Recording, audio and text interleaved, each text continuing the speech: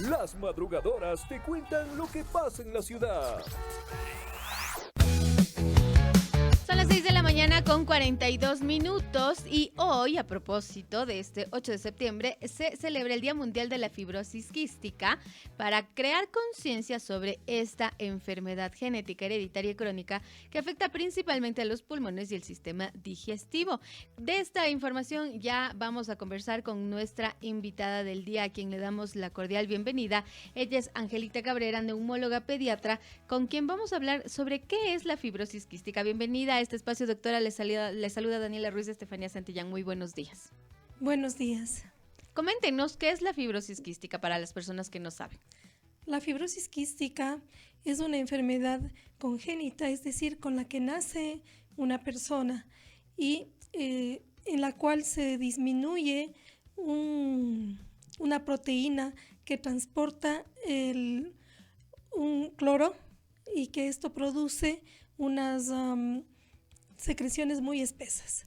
Estas secreciones espesas hacen que se produzca daños tanto en el pulmón como en el sistema digestivo. Además, en otros órganos también, pero son los órganos que mucho más se van a ver afectados. Doctora, más o menos ¿a qué edad se puede evidenciar ya la presencia de estos factores? No sé, va a depender de la persona. Al ser una enfermedad genética, ¿cuándo se pueden evidenciar los primeros síntomas de la enfermedad? Muchas veces no se ve sino ya en el primer año de vida, en el cual una persona puede tener como algo característico infecciones respiratorias a repetición. También puede verse que no hay un aumento de peso adecuado y la tos, que es uno de los síntomas que está siempre presente.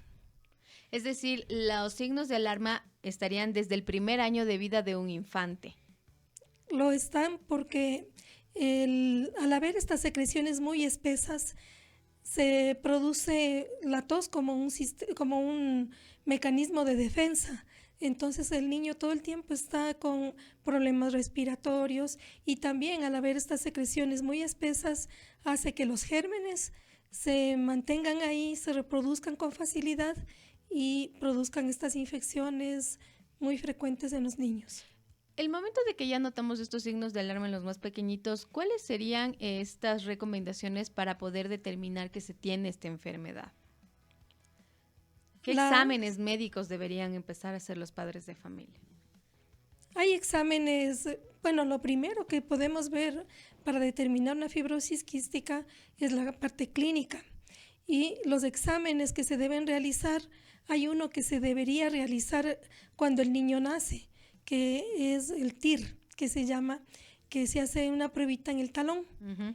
Lastimosamente, este es un screening que en el país todavía no se lo realiza, porque esto nos daría un diagnóstico mucho más precoz y mientras más precozmente tengamos un diagnóstico, el tratamiento también será mucho mejor y evitaremos el daño pulmonar que se va a producir ¿cómo es?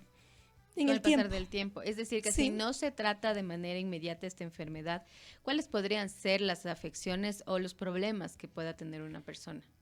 Bueno, además de este examen que es como un screening, como un tamizaje, en el niño pequeño tenemos otros exámenes. Dentro de estos, uno de los más importantes es la prueba de sudor.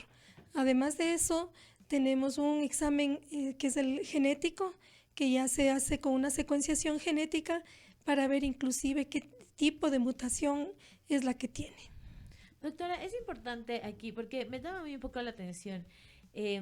Esta fibrosis quística tiene que sí o sí evidenciarse desde que es infante la persona o puede evidenciarse cuando ya está en una edad adulta, por ejemplo. Va a depender también de la clase de fibrosis quística que tenga. Hay unas clases que son mucho más graves uh-huh. y demuestran unos síntomas y signos que son mucho más precoces, pero hay otras clases en las cuales inclusive se puede hacer un diagnóstico en la edad adulta. Por ejemplo, ¿cuáles serían esos síntomas? Los síntomas siempre son ¿Los mismos? los mismos síntomas, ¿sí? ¿Y cómo podríamos nosotros diferenciar? Porque claro, como decíamos, ¿no? Quizás cuando son más pequeñitos es más fácil porque tienen que pasar por una serie de exámenes permanentes, digamos, cuando son pequeñitos. Pero ya cuando están en una edad adulta uno puede decir, no, quizás estoy un poco resfriado o le puede atribuir, por ejemplo, a alergias. ¿Cómo es que uno puede discernir, digamos, diferenciar? Está también en el médico que lo trate. Cuando usted conoce la enfermedad, puede también sospechar en esa enfermedad y eso también hace que haga los exámenes que se requieren. Una de las características muy frecuentes en los pacientes con fibrosis quística, a medida que pasa el tiempo, es el daño que se produce en los pulmones, con algo que se llaman bronquiectasias, que son dilataciones en los bronquios y que son características muy importantes en los pacientes con fibrosis quísticas. Decíamos que parte de las causas de esta enfermedad están en la genética. Quiere decir, si mi mamá o si mi papá tuvo esta fibrosis, yo voy a tenerla, tengo una alta probabilidad de tenerla. Si el padre o la madre tienen la enfermedad o si son portadores, el niño tiene mucha probabilidad de tenerla. Cuando los padres tienen fibrosis quística, los dos, de seguro que el niño también va a tener fibrosis quística. Si los padres son solo portadores, la posibilidad de que el niño tenga una fibrosis quística es un 25%. Entonces, es muy importante el saber si los padres son portadores o tienen la enfermedad, porque esto nos va a ayudar a lo que se llama el consejo genético para evitar que se produzcan embarazos con este tipo de riesgo.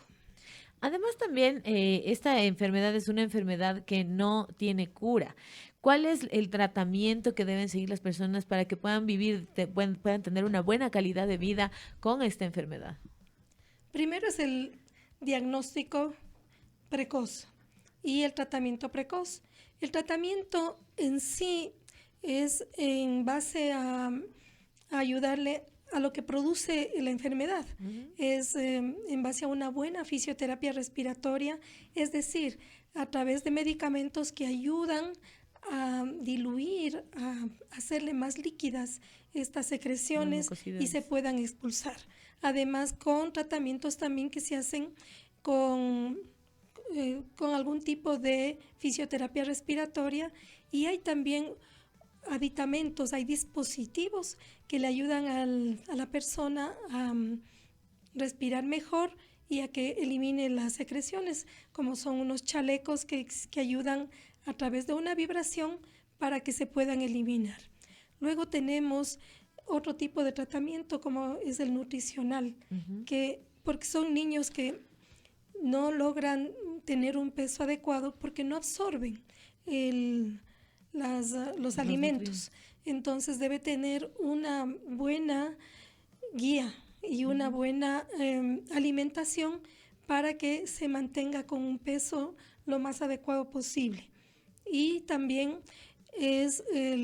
además de esto, es también la alimentación, lo que se mueve el paciente, y van a irnos ayudando. Obviamente, ya desde hace mucho tiempo hay nuevos tratamientos también que ayudan a que el defecto que existe en este canal de cloro que no está funcionando bien pueda funcionar de una manera mejor y ayudar para que tenga una calidad de vida mejor también el paciente. Usted nos hablaba del tema de la digestión, ¿no? De la absorción de los nutrientes, pero de inicio nos decía que además de verse en el pulmón, también se puede ver en el páncreas. ¿Cuáles son los indicios en este órgano? Lo que es más llamativo es cuando el paciente no sube de peso. Es un niño que siempre se mantiene en las curvas de peso, en la parte más bajita o en desnutrición. Y esto es precisamente porque el organismo a través del páncreas, que es el que ayuda a metabolizar estos alimentos, no deja por la enfermedad que se tiene que se absorban los alimentos. Entonces el niño puede comer mucho, sin embargo de ello no tener una buena subida de peso. Y para esto también el tratamiento, otro de los pilares del tratamiento son las enzimas pancreáticas, para ayudarle al organismo para que absorba mejor estos alimentos. Doctora, usted nos ha hablado de este diagnóstico oportuno, de este diagnóstico precoz. Hagamos entonces la recomendación a la gente, a papá y mamá también que están con los pequeños, a que puedan tener en cuenta estos indicios y a que puedan llegar al especialista adecuado para tratar y para identificar esta fibrosis quística.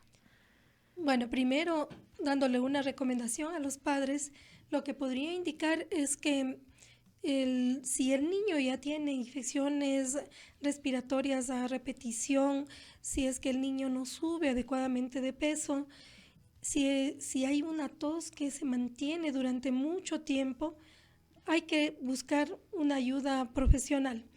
Y si esto ya se mantiene a lo largo del tiempo, es el neumólogo pediatra el que va a ayudarle en este caso. Nosotros en el Hospital Vos Andes mantenemos un tratamiento y el diagnóstico adecuado para este tipo de patologías. Perfecto, muchísimas gracias. Queremos agradecer a Angelita Cabrera, neumóloga pediatra, quien nos ha venido a contar sobre esta enfermedad, fibrosis quística, precisamente en el Día Mundial de Concientización sobre esta enfermedad. Doctora, muchas gracias por acompañarnos. Gracias por la invitación y les esperamos para su atención, su diagnóstico y su tratamiento oportuno en el Hospital Vos Andes. Perfecto, muchísimas gracias. Son las 6 de la mañana con 54 minutos.